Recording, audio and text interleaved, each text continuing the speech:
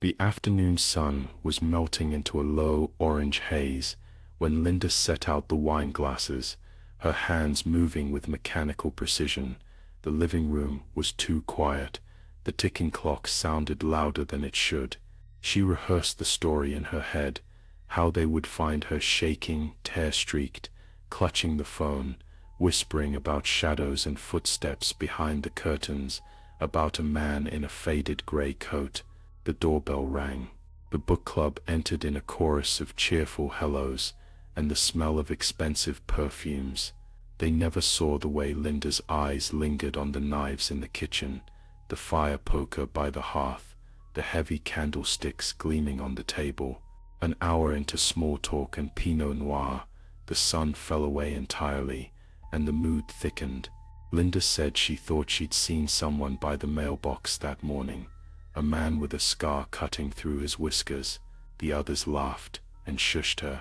Neighbors, they said. Delivery men. Paranoia. By dessert, the power flickered out. Someone cursed. Someone tried to laugh it off. In the darkness, Linda moved quietly. Her hands were steady, her intent unseen. When the lights snapped suddenly back on, Ellen was sprawled across the rug, her neck bent at an impossible angle. Martha sat stiff in her chair, knuckles white, red blooming across her blouse. Panic erupted. Linda's voice rose above it, trembling but insistent.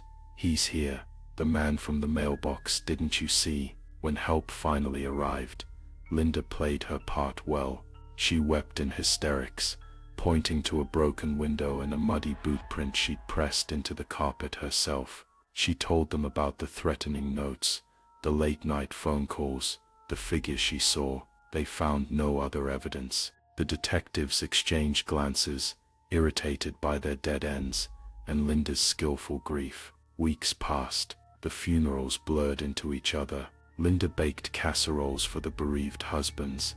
She went on morning walks, waving at the passing neighbors. Sometimes, though, she felt eyes on her, the sensation of a presence just outside her periphery, watching from the edge of manicured lawns. At night, her house groaned under its own silence. And then, late one evening, as she cleaned the spotless kitchen, she found a scrap of paper slipped beneath her door, the ink scrawled in an unfamiliar hand. "I know what you did. I saw everything. I'm waiting.